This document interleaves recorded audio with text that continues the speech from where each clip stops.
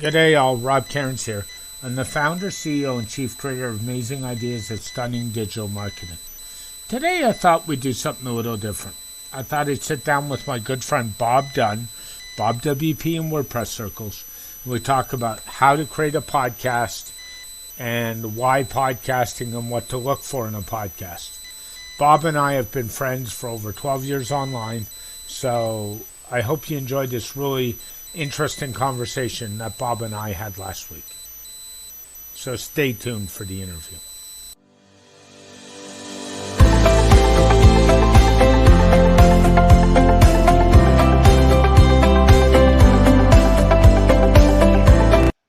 Morning, everybody. Rob Cairns here. I'm here with a gentleman that I've known probably for 10 or 12 years online. We've spoken many times. I consider him a good friend. We like to talk about everything. He's well known in the WordPress space as BobWp, and he does a lot in the WooCommerce space. Good morning, Bob Dunn. How are you doing today? Hey, I'm doing great, Rob. It's I'm thinking, it took us 10 or 12 years to get on a podcast together, but we did it, Yeah, well, only that long. And we've, it's funny, I was thinking the other day, we've known each other back even before the Headway days and all of that. And we've been through some amazing discussions over the years. And we've also been through some really depressing bun fights over the years too. You and I have both been the victim of trolls and garbage and all of that over the years. Isn't that true? Oh yeah. It's part of the deal, I guess. So, you just move on. Yeah. And I'm glad to have you here. And I thought we'd do something different. I mean, you're well known in the WooCommerce space, and you do the Woo podcast, which we're talking before we start recording how much I use as a resource because I'm a bit of a learning junkie.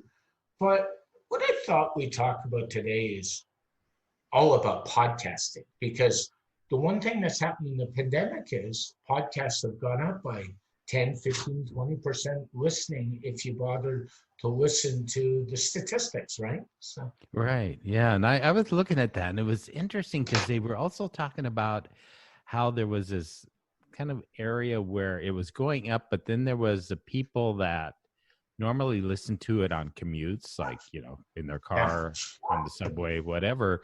And whether those people were actually transitioning to listening at home, or it didn't quite fit in their, their workflow or their life flow at home. But then, like you said, it grew because all these other people were now at home, and they're like, oh, maybe I should listen to a podcast and see what those are like.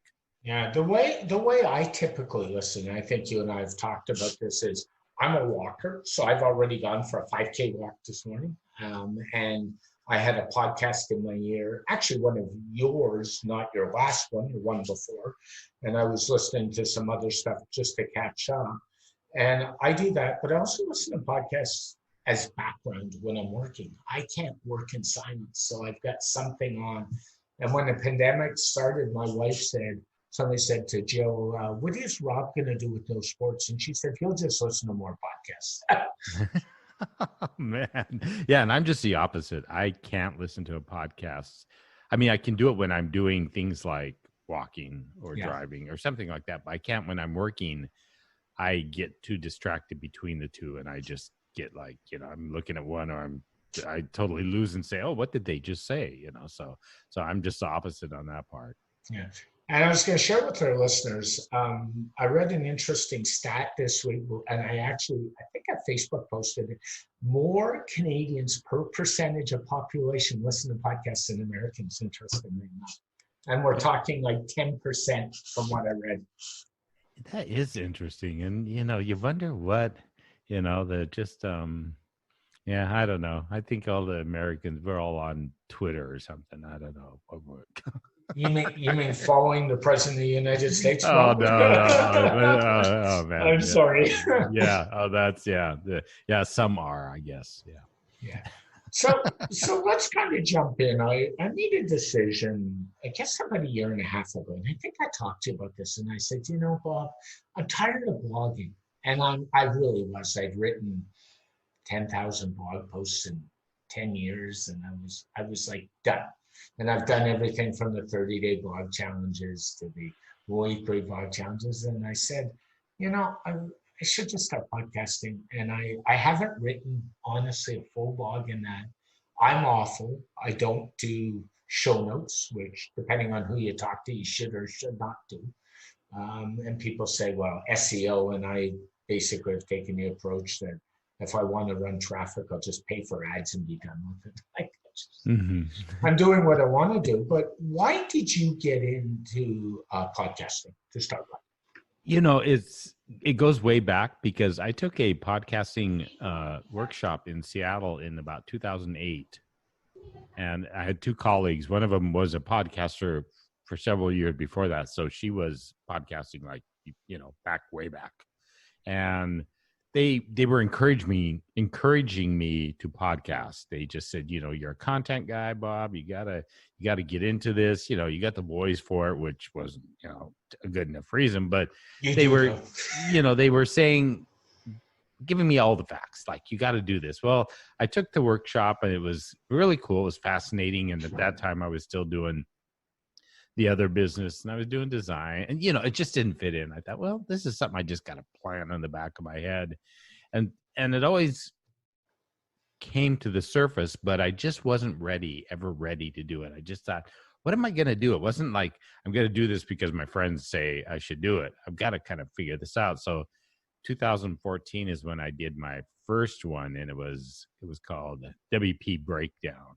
I do remember it fondly. Yeah. Yes. Yeah. And it was, I named it because I thought it was very humorous, because it was breaking down a short 10-15 minute podcast that broke down something of WordPress. But then I thought, it's kind of funny because you're having a WordPress breakdown at the same time and you want to listen to this. So I thought it was a play on words.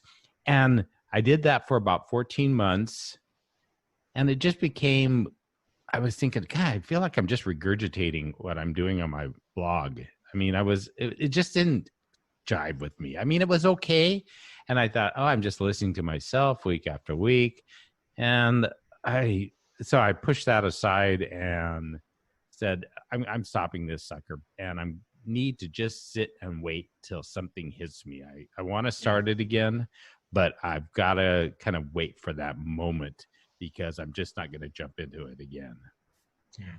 It's funny because you don't want to feel like you're regurgitating, but you also want to add value. And I think it comes down to is, podcasting, you can take it on the go. I don't know how many times I even take video presentations and I convert them to an audio and I just take them with me, right? It's just easier. And think the numbers are growing. Like it used to be, it was hard to get traction on a blog. Well, I'm going to tell you, it's hard to get traction on a new podcast now. Really hard. Oh yeah, yeah. And it's just because, it's more people are jumping in. How do you get traction on a podcast? For me, I think that, first of all, I don't worry about it. Kind of like you with SEO. I don't. Don't worry about it either. I go through the motions and it organically grows, what that is. I mean, I'll sit there and obsess over it. I think if you go into it just worrying about the numbers, you're going to kill yourself. That's for sure. You got to gain traction by coming into it. And, it's the same old adage that we had in blogging way back in the day. You got to have some kind of following. You got to have some people already interested. You can't just expect something out of the blue. I mean, you can if you don't care about traction. I mean, you can do whatever you want as far as a podcast.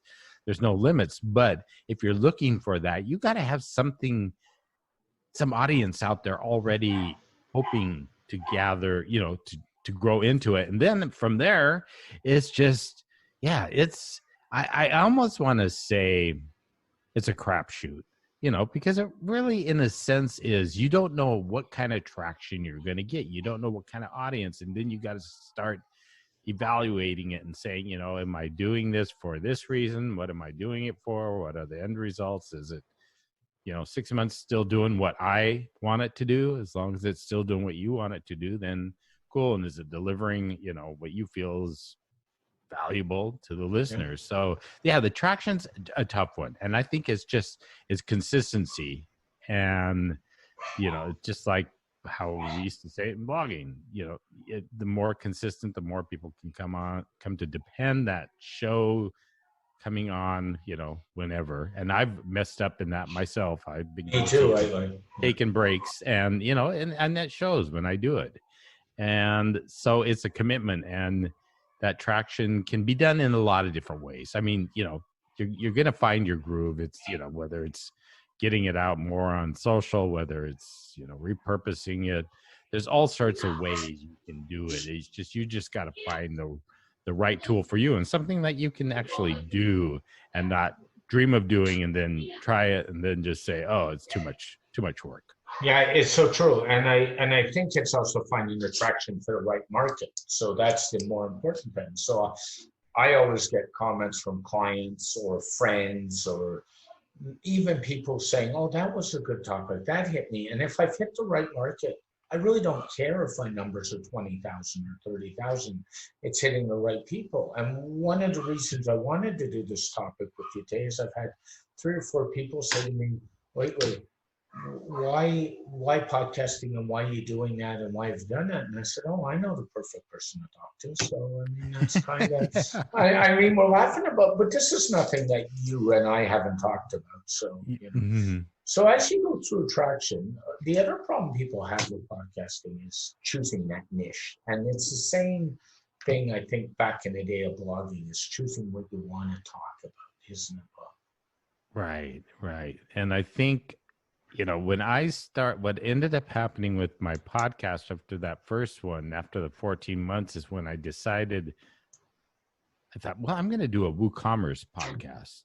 And it was, it just seemed, okay, this seems like a good thing to do. My content has been leaning towards that for a while. I build up an audience. And so I started that as a Do the Woo podcast, and about, 15, 20 episodes into it, I changed it over to the WP e-commerce show, because at that point I decided I wanted to stretch it out a little bit beyond WooCommerce. I wanted to talk to some other people that, because e-commerce is so huge. I mean, it just covers so many facets. And I did that for some time, but then I started to Do the Woo back up as a separate podcast. And I ended up, after 4 years, stopping the WP e-commerce show because I did want to niche down again. So for me, it was testing the waters. It was seeing where's this going? That one was, I think deciding it. And somebody asked me once, they said, how do you start a podcast? What's the first thing you do? And I say, first thing you do is you ask, why in the heck am I doing it? Yep. And then when you've kind of decided that, then, do I have the resources to do it? It does take work, and it depends how much time and money you're willing to put into it. Oh, yeah. With the end product. So, there's that big hump. And then I tell them 3 months down the road, 6 months down the road, revisit it and say, is it worth the time I'm putting in it? And am I still doing it for the reason I started out to do it for? And I always use it. I thought of a really weird example. So somebody said, hey, I want to do a podcast. Why do I want to do a podcast? Well, I like to hear the sound of my voice. Well, what is your goal for I can listen to myself talk every week? Then after 3 months, I'd go back to that person and say, have you met your goal? Are you still enjoying hearing yourself talk every week? And they say, yeah, I'm loving it. And if you don't, if that is the only purpose you're doing a podcast, and you don't care about traction, you don't care about anybody else listening, you want to just hear your own voice, and you're still happy and content 3-6 months down the road, then you've done what you wanted. I mean, and that's a really weird example, because I hope nobody ever has done a podcast for that reason. I'm sure maybe somebody has, but it kind of makes it simple where, it's just, you gotta keep looking at it and saying, is it doing what I'm doing, or is it just becoming a burden? Yeah. And the question is, do you love doing it? Like we've both done podcasts where we interview people. Typically on Do the Woo, you interview with your co-host, and And I think the one that I really liked was you guys did one with a round table about a month ago for you. And I don't think you touched on anything you planned to touch on in that one, if Oh, I I think recall. it was all the co-hosts Yeah, together. and Yeah. you had plan and a sketch, and you sort of threw your hands up middle of the podcast and said, basically, I give up, or Yeah. something to that. Yeah. You know the one I've done, yeah. And that's the key is, sometimes things don't fit, but just if they're going well, go with it. And anybody who wanted a good look on life in the pandemic and stuff actually should go listen to that one because it wasn't even woo focused. It was more just it was for guys almost sitting by having coffee and a drink and talking about life, right? If I Yeah, yeah, basically that was it. And you got to throw in things a little bit of a yeah, mix in it every once in a while. it makes it fun. Yeah. So the problem with podcasting, and everybody goes through this, we talk equipment, and you and I have talked mics offline. I've got mics and camera on order, which are, as I said, on the slow boat from China. Again, that's what I get for ordering from the source, but you can't get a camera in North America right now if you tried with the pandemic going on. So good luck. What do you suggest on a mic? And you and I have talked about that. So could you you share know, that? the, yeah, I say just get something that's decent quality to start out because I mean, some people are in the position to really. Let me start with this. I think some people obsess over technology. I mean, we do it naturally. Yeah. And I see a lot of people, podcasters, oh, look what I got. Oh, look at this interface, this soundboard. Look at this. I got, $900 headphones and my $1,200 microphone. And, it reminds me of the days of guys sitting there showing what car they drive or I something. knew that was coming. Yeah, yeah. Yeah. I don't know. It's something like I that. have a It's Porsche. I have a Ferrari. I have a yeah, yeah. muscle car. I have a monster machine. It's my Yeah. my engine's bigger than yours, and it's kind of crazy because you can go down that rabbit hole. I mean, you got to test it.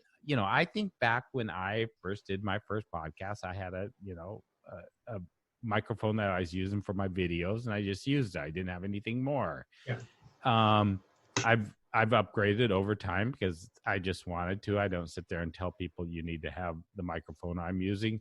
There's ones out there, the audio, the one that I think it's The ATR yeah, 2100. ATR. There's some ones out there that are really good entry level, and it's like as long as you want some decent quality. I mean, you want a microphone. That's it. You want to sound decent. You don't want to be, just using your earbuds or whatever. And so that is important. But all those pieces, as far as starting to get a better microphone, and should I get this kind, and should I get now you need an interface, and should I have something where I could level it out and I can do this and that, and yeah, that's all cool depending on where you go with your podcast. If you're getting a lot of people complaining about your podcast sounds like crap, maybe you should think about your sound.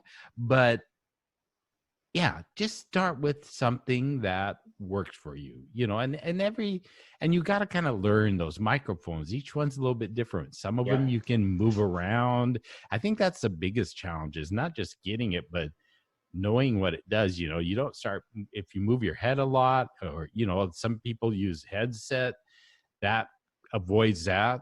I've had to train myself because my microphone, I have to be close to it. It's a kind of microphone where I can't move away, or you basically lose me. Yeah. Do you have what do you think about things like shock mounts on mics? I think you've got one. Things Yeah, like pop I've filters on mics. yeah, and I think those are good things to have. Have a good my first microphone, I had one of those pop filters I put in front of it. Yeah. Often it comes with the the one that you can put right on the microphone. Have it on an arm, because that really does make it more flexible. You're able to shift around more and get it right, instead of having it sitting on your desk and you're trying to lean. And what people have to realize is that the microphones where you don't have to speak so closely into them, and I'm not getting into the technical differences, but those don't catch the outside sound as much, these ones that you have to be close to. If you can sit back and it catches you everywhere you move around on your desk, then remember, it's catching a lot of other sounds too, that, you know, the lawnmower, the guy, the dogs, FedEx in the guy, room. you know, which, I mean, this stuff happens, you know, deal with it. Don't freak out. I had somebody in the middle of the interview, their rooster crowed, and it really added a nice ambiance to it. I thought, wow, I've never heard, you know, an actual rooster crow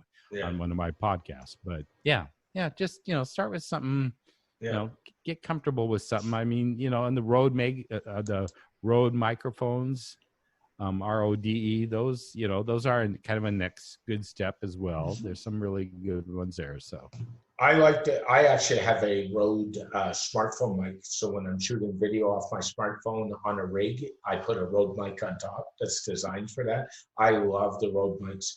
And like, for those listening, I think the smartphone one I've got sells on Amazon for $90 Canadian. So if you're in the US, take off 40%. You know, that's not terribly expensive for a good mic, honestly. No, it isn't. And you don't have to break the bank, you know, that's for sure. Yeah. The pros seem to like the Rodes too, believe it or not. Yeah. And I had 2 different ones for the longest time before I finally kind of bumped up a bit and stuff. But you know, it's they're good mics, and I actually sold the one when I changed up, and somebody snapped it right up because, you know, they last a long time and they got good sound. So once we get that podcast recorded, do you edit? Do you not edit? And what tools do you like for editing? You know, I have a process that most of the time makes people's head hurt. Okay. Because they think, oh, you know, is this what? So I always got to say, you know, disclaimer, you don't have to do this, because I record, once I record, you know, and all of it is remotely. So I'm doing interviews. So I'm not recording a lot initially. And, you know, I'm recording I use a service called Squadcast. Then I put it in GarageBand. Now, there's a lot of different things out there that there's free software. There's what's the one that's Audacity, which is what I use, actually. You know, and they're great. They do the job. There's more expensive ones out there you can get, but you know, they do it's a learning curve. These things are not like you just open and go, oh, this isn't like Microsoft Word, you know, and you just, okay, this is how I bold a word. It takes some serious learning. So you need to, you know, and I actually do that. And then after I'm done with the actual finishing of all my editing and everything, I send it through a service called Auphonics. Yep. And what it does is it levels it out and compresses it real nice. Yeah. And it's just a matter of uploading, setting it, and letting it do its thing. So yeah, I chose in the early days to do my own editing because I'd like to do it. It's just another piece of podcasting that kind of fascinates me. Yes. And it's something that I don't want to say it was new, but when I started, it was new. It was like, this is something different than, you know, just pumping out and creating content and writing blog posts. But you know, there's a lot of people that, you know, source it out. And I say, you know, don't, you know, if it's taken you a long time to do and you're complaining about it and stuff, you need to, again, go back to that. Do I have the resources to source it out to somebody and have them do it? I'm a little bit more picky. I don't know if I could source it out because I have certain things I want to do with my podcast, and maybe that's either good or bad, however you look at it. Yeah, I agree with you. Like, I've gone to a standard format where I do a quick intro. I've got a bit of a 15-second music clip, then I go to an interview or whatever the topic is, and I go to an outro. And the outro basically doesn't change. So it's pre-standard. It's preset. I drop it in. And I think when we talk about tools, and by the way, we're talking about editing tools, but this could be any tool that you use. I'm not a big fan of jumping around tools. So find the one that works for you, master it. Mm-hmm. And by the way, if you're having problems finding the tools, go spend a couple hours on YouTube and learn how to use your tool, and take some garbage recordings and just play with them, because there's no better way to learn with this stuff than take a recording and just do something. Right. And, you know, that's such a good point you said about knowing the tool, because for the longest time, I used Camtasia to edit my podcast, because I've used Camtasia for years for video. And I thought, why am I learning something new? I decided I wanted to learn something new. So I started using GarageBand more and more. But yeah, I used that for the longest time for editing, and for that very reason. It was a comfort level. It was something I knew. I didn't have to relearn it. Yeah. Our mutual friend Devinder uses, and a shout out to Devinder. Devinder uses strictly Camtasia, I think. Yeah. Yeah. See, and he's done that. But he, again, what he's done, what you've done, what I've done, is we've put a process together. So when you edit a podcast, you go through 10 steps. And you know, I would suggest to somebody new doing it, write the process down. Yeah. And then you'll get used to it. But once you get into a workflow, and that's really what it is, a workflow, it gets easier, right, Bob? Right. It does, you know, and it's, you know, I put out this slot of time I record on Tuesdays, and I do a quick turnaround and put my show out on Thursdays. Yeah. So I commit to it, and it's because of the time sensitive stuff we talk about. I want it to be fairly fresh, but it's, yeah, I set a certain time period in those 2 days, and we hadn't even talked. I mean, you know, and that includes editing a really highly edited transcript as well. So yeah, there's some time to build into it. Yeah, there's no question, and it's and I think you just got to build it into your workflow, like you build in client work in my case, or agency work in my case. I actually, the way I deal with podcasting is I book time. So like when we booked this, you and I booked a time. I book time on the weekend to do my editing. I book time for, you know, to promote it. You got to treat it like a client, except you're the client too. Kind of thing, right? So exactly. Yep. Yeah. So we've all gone through recording tools. You use Squadcast. We're recording this on Zoom. Zencaster's doing some really nice stuff these days. If you've been following that, they've been introducing video and some other stuff there. What do you look for in a recording tool when you're recording a podcast? When I first did it, my very first interviews was through Skype. Well, we know probably that ended. So that didn't, you know, after dealing with robotic little voices every once in a while, I had to find something else, and I moved to let's see, what did I move to? I moved to Zoom.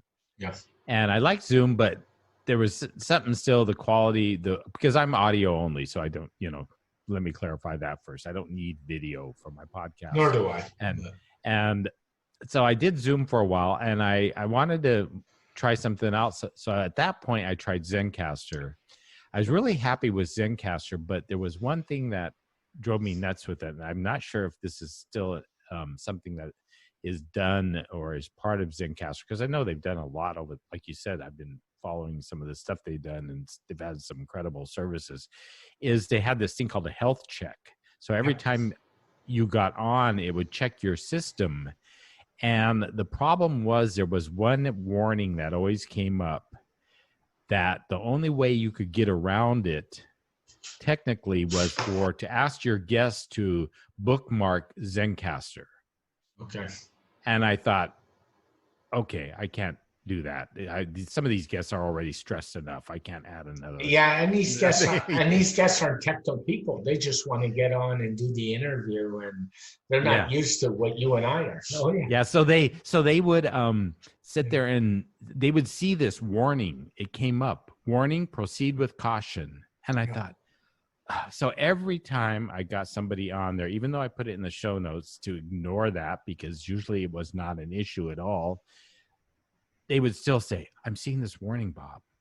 And I thought, okay, now I got to explain it. So I that little thing drove me nuts. And I thought, because my guests are my guests. I mean, I treat them, they're the important, you know, I want to make their life as easy as possible. So I started looking around. That's when I came across Squadcast, and I think it was actually in beta or just coming out of beta. This was the last fall, And I thought, this is very interesting. I don't know how I came across it. And I've used it and I've just loved it. I mean, yeah, there's always a little technical issue no matter what service you use. I mean, And welcome to our sometimes, world. as you know, we tried to do this last week, and it's not always the service, it's the connection, it's the Yeah. internet, it's the Yeah. and I was listening to, we both know Jeff Chandler. Shout out to Jeff. You've interviewed Jeff, and I have the utmost respect for Jeff. And I remember Jeff about 6 months ago, he was on with a guest he had to reschedule 4 times with. Oh no! The technological problems, man. and I'm just like, I know this story. I know this. So for me, it's what's important with the service is sound. I want good sound, and I want to be able to get individual tracks. That's really important because I do a lot of editing sometimes. So I like to, and by individual tracks for people that don't understand, instead of a mix of 2 or 3 voices, I get a track, like we'd get a track for Rob, we'd get a track for Bob, and I could go in and edit those separately. So if I need to take out any background noise or anything like that. So, and ease, the onboarding at Squadcast is easy. The people that come on it, they love it. They go to this green room, they sit there. It's like, you check your audio and everything before you jump in. You make sure connections are cool, and it makes them comfortable. So I've had a lot of people and what's really hilarious, the little things that people love. I've had so many people say that when you come out of the green room and you get online with the host, it does this noise like pew. Yeah, kind of that's right. It does. Yeah. And everybody goes, "Oh, I love that noise." And I thought, boy, if that revs your engine, just that, I'm glad, And I've done Squadcast with you, and I find, and I'm a techie guy, and I find it easy. So I get why you've gone there. It is definitely easier than Zencaster. There's no question. Yeah, and it's just and again, you're gonna find your and like I said, it's not I'm not sitting there saying don't use Zencaster. I've tried them, so I found what worked best for me and for my guests. And that's the key. What works for you and your guests. Yeah. So the next thing is, we got a podcast. How do we host this thing? Like, there's numerous ways. The one thing I would suggest you don't do is upload the audio file to your WordPress blog and say, there you go, there's my podcast. Don't go that route. Suggestions, what do you like? I know you and I both do a little different here. We can talk about that. What's your thoughts on that? I use there's a lot of different platforms out there, Libsyn, and a lot of different ones that let you embed your video on your WordPress site. So I kind of throw in WordPress only because that was important to me. I went with Castos, Castos, and they are specifically for WordPress podcast hosting. So like Rob said, you're not hosting your audio on your server, which you don't want to do because of the bandwidth, and you don't want all those issues. You want it somewhere else. And I did it because I wanted to, it was 2-part. I wanted something that really integrated well with WordPress. I wanted something that was built for WordPress because that's kind of my life. And I wanted to support somebody that had built something that was integrated with WordPress. And I'd heard good things about it. I talked with the owner, Craig, and I just said, this is what I'm going to spend my money on. I know, some people, maybe it's a little more expensive than they want to spend, but it's done a great thing. They have a free plugin you can use really for any service. It's called Seriously Simple Podcasting. And that's a plugin you can use for your podcast. It works with their service, but it works with others as well. But it just, that was my reason I went with it. And it's been, it's been a wonderful service. I mean, I've had no issues at all. Yeah. And I made a decision, I guess 1.5 years ago, and I've stayed there. I went the Anchor route, the Anchor.fm route. And, and it, the reality of it all is Anchor's even more stable because people don't know Anchor was bought by Spotify. And Spotify has jumped into the podcast form in such a big way lately. And so that kind of helps with visibility. one of the things I liked with Anchor, and it wasn't a cost of free versus a paid for me, it was Anchor to put the stuff out to the other podcast platforms is a no-brainer. And Mhm. by that, for those listening, the big thing about podcasting is there's multiple platforms like Apple Podcasts, Google Podcasts, Pocket Catcher. There's several big platforms out there, and Anchor does all that distribution for you seamlessly. So Yeah. I do an upload, and I don't even have to think about that side of it. Which, even for me as techie, I have no hair now, and I had less hair then because you know. Yeah, I actually used Blueberry before Yes. Castos, so that was another one I used for And quite some. Blueberry's been all around a long Yeah, time. long time. So there's a lot of great options out there. I mean, it really depends on, again, what we keep repeating is, what fits your needs and Yes. stuff. And I have to tell you, Bob, I really, you and I are in many of the same groups together. Some were as vocal in, some were as not. And I really avoid these Coke and Pepsi discussions if I can avoid it like the plague, because they never go well. Or the Mac versus PC discussion, or any of these. Like, just get what works for you, get the tool, master the tool, and who cares at the end of the day? Yeah, exactly. That's it. We spend too much time worrying about what everybody else is doing and saying and using, and not just kind of making those decisions based on our own needs. Yeah, and I think that's really key. And I think you jump in and say, what mic should I get? And you hear 50 million answers, but they're one word answers. Like, I'm sorry, if you want to look at a tool, and my best advice is there's this really cool site out there called Google, if you haven't heard of it. Toss it in, do some reading, and then say, I've read this. Can somebody expand on it for me? And the same thing with podcasting. I've read this. Can you expand? You and I had a discussion, I guess, about a couple months ago. We were talking about mics, and I had read some stuff, and I was picking your brain, saying, I've looked at these 5 mics. This is what I understand. Help me. That's different because you've done the work. You know what I mean? But, Yeah, yeah. exactly. Yep. What's your thought between solo shows and interview shows? I know you like to do interviews. I like to do both. What's your 2 cents on that one? Again, you're gonna find out what works for you. And I learned this myself. I mean, I started out with a solo show, and when I listened to it, I thought, God, it was just, there was something missing with it. I just didn't, it didn't and it was probably my personality. Maybe it was, there was something that wasn't working. So I said, I can't just be a talking head. And so when I made that decision to shift, I knew I wanted to do an interview one. When I got into interview, I loved it. Yeah. And it just resonated with me. I had several people come back that were guests and say, wow, I love, thanks for the interview. It was great. You made it fun. I was comfortable.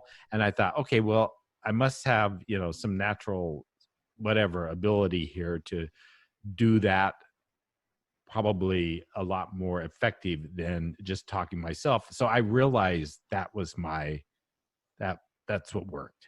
Yeah. And I enjoyed it more than talking myself. So we're kind of going back. If there's podcasters I can listen to that talk by themselves. And then there's some that it's like, oh my God, please hit me in the head with a hammer after 5 or 10 minutes. So it's personalities.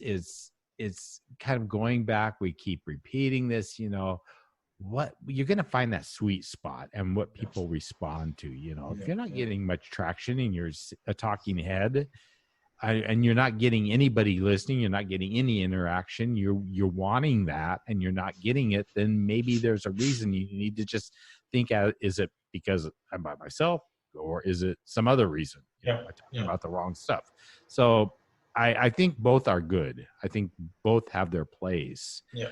And often I think people will learn. They might have a sense initially that this is what I'm going to be best at, and it goes and it flows well, and they keep with it. But I don't think there's any harm in at some point, if you start with one or the other, or interviews don't work for you, you just find they're boring. You find there's something about it. You just don't, it doesn't click with you. Then maybe think of a different way to podcast. So No question. Yeah. And I think, like, I know for me, if I'm doing a solo tip show where I'm taking a topic, I don't like those to be more than 10 or 15 minutes. Interviews are different. You let them flow. And then you take somebody like our mutual friend, Kim Doyle, shout out to Kim. Kim will do 30-minute solo shows with ease. And I just can't do a 30-minute solo show, no matter how much I write ahead of time, no matter how much I do, I just can't do it.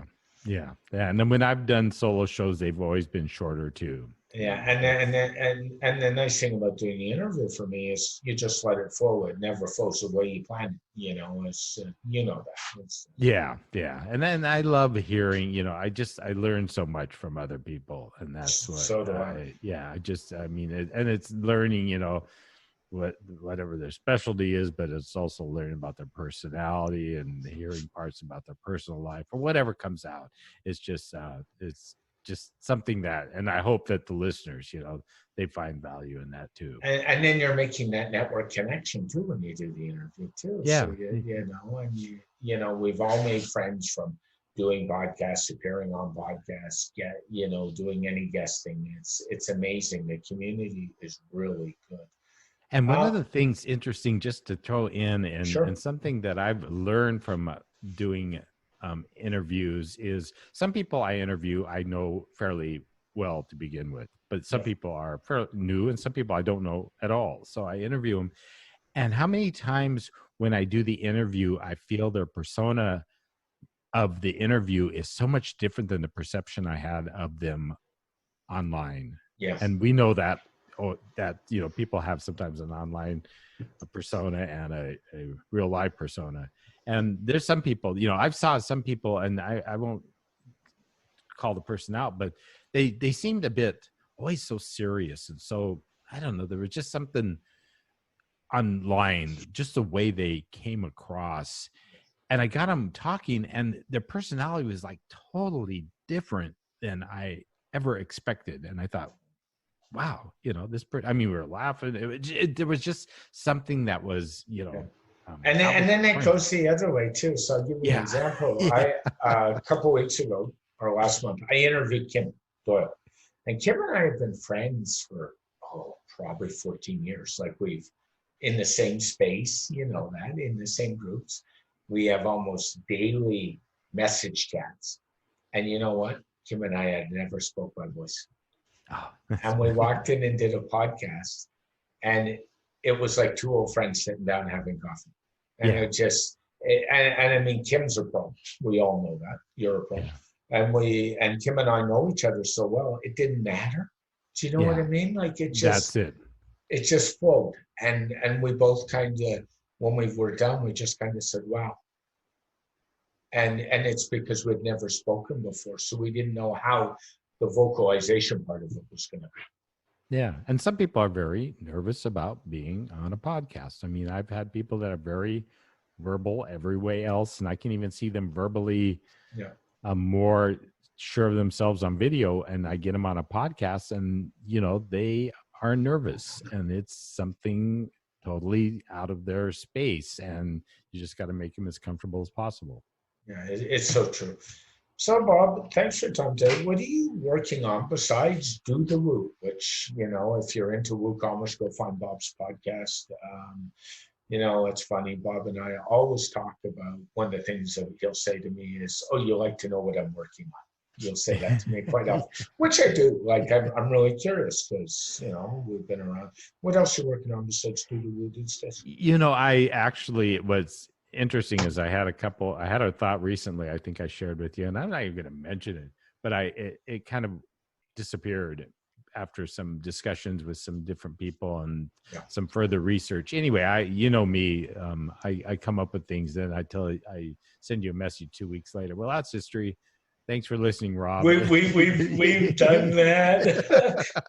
but that's the process in our business. I mean, honestly, our business changes on a daily basis, and with the Yeah. world being in the state it's in, nothing surprises me. Yeah. And one of the things I mentioned to you before we got on the air is that, and it does have to do with Do the Woo. I'm thinking of pulling in a mix maybe a couple times a month, pulling in a panel.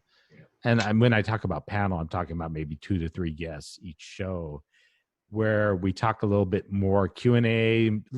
Because for people that don't know Do the Woo is very conversational. I have a co-host and I bring in somebody in the Woo community that has done a lot of WooCommerce, and we talk about how they got into it. And so it's very, there's no Q&A. It's like we just go, it organically grows the conversation as we go. Yeah. And this one would be a little bit more educational, where I bring in, maybe 3 people in security of e-commerce sites. And they don't have to be WooCommerce absorbed. They just, they understand what WooCommerce is. Maybe they've dealt with it to some extent, but something that's a little bit more additional that somebody can sit down, listen to, and say, okay, I've learned this about security. I've learned this about maybe not hosting, but I'm just throwing that out as an example. Yeah, it's fair. Something that just, get a couple, 3 perspectives in, hit them up with questions. That's, what it's going to be, and kind of go from there. Because I like to pull out that part of it. That would be, wouldn't replace any part of it as it exists now. But that's something I'm thinking, maybe in the fall of starting up. Maybe sooner. I don't know. I'm playing around with that. And I'm one of those people that when I always try to look at, how can I do, for anybody that doesn't know me, I mean, I blog a ton. I'm still a blogger. I'll blog, I'll write content probably till I can no longer write content or something. I don't know what it is. It's your wife's a writer too, is she not? Yeah. Yep. So she taught me well. No kidding. yeah. It took a while, but yeah, it's, so I never know but that's kind of, that's on the horizon. And yeah, it's just nothing new and special right now, because kind of just, and it's interesting going back and when and I think I told Rob this, and this, it deals with the podcast and it deals with my blog, is when we got hit with this pandemic. I mean, I went through about a 3 or 4 day evaluation of what do I do at this point. I mean, it wasn't like, what do I do with my life? It was, do I continue putting content out because everybody is so stressed and everybody is so freaked out? And I talked to myself about it, and I thought, no, in fact, I might even bump it up a little bit, because at this time, if I help, I don't care, a lot of people, maybe at this point their head isn't in a space where they want to listen to a podcast or read blog posts. They need to deal with what they need to deal with. And, hopefully they can wrap back around when that becomes part of their life again. But for the people that are looking for that, I thought, if I write a blog post and it gets 5 people or it gets 5,000 people looking at it, I'm happy. I don't care if it's only 5 people, because at that point I just felt, this is what I do. I'm not going to just slack on it. I'm not going to say I'm going to take a break because nobody's going to want to read it. I just thought I'm just going to kind of move ahead. And that's what I've been doing. And so I've been staying pretty consistently busy with that. I would agree with you. I mean, I've seen it both in podcasting and my newsletter. So to give anybody an idea, I have a newsletter that's sitting, right now around 7,400 people. And believe it or not, 2,000 of those have added since the pandemic started. So people are clamoring for some content to read. And even podcasting, I've seen an increase by 30%. And part of it is, that's shocking, because I think a lot of people listen on a commute or doing stuff. But I think people are doing what I do, and they go for a walk and they put a podcast in their ear, or they go for a bike ride and they put a podcast. So there's a multitude of ways. And I think also what's changing podcasting is, I can't say the device word, but the female device from Amazon that talks to you, the little tall one, you can actually say to her, play this podcast now. Yeah. And that's changed. You don't even need a podcast catcher. You can tell your Google Home or your Amazon device to just play it. And Yeah, that's exactly. changed the landscape. And I know when I listen to podcasts, I'm a Pocket Cast fan, all in and all out. And one of the reasons I am is Pocket Cast has this neat little feature for $10 US a year. You can sync it to all your devices and to your desktop via the web. Okay. So Yeah. that for me is worth $10. Like you Yeah. can, and I was kind of experimenting with podcast catchers the other day because somebody was asking me, and all I can tell you is Google just needs to stick to what they do well and get out of that arena too, because Google Cast is awful. And I'm a Google fan, but Yeah. not but they don't do that well. They don't do social media well, except for YouTube. So, they need to stick out, and I think, even when you're listening, what you need to do is find your tool of choice. On an Apple device, most people go to Apple Casts or whatever it's called now, right? Apple Podcasts, I would think. Yeah, I think that's what it's called these days. You never know what it'll be You called never tomorrow. know, but I think that's what people are doing. But it's much easier to find a catcher because then you don't have to go download your latest results. I mean, I got up yesterday, and I'll use yours as an example. Yours is on my phone after you publish. I don't have to worry about it. It's there. Yeah, Yeah, exactly. Yep, I yeah. agree. I think that's where we're headed. So.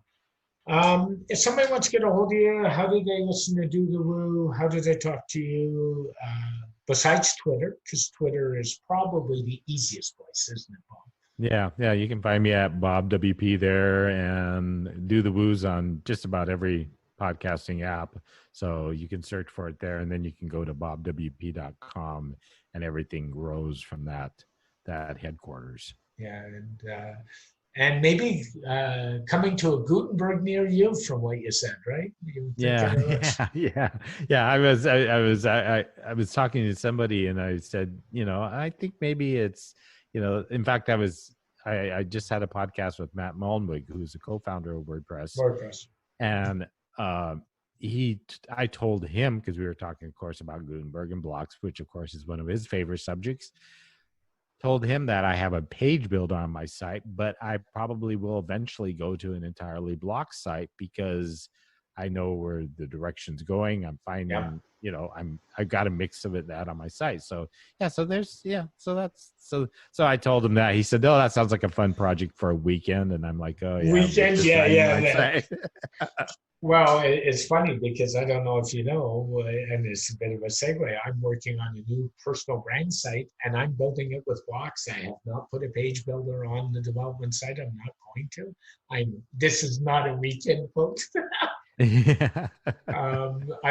There's been a lot of good discussion going on out there about blocks, and so people are putting out their favorite blocks. So I've just kind of been taking screen captures of the world lately, saying, "I need to try this. I need to try Yeah. this." Yep. I think it's the direction a lot of us will be going. So Yeah.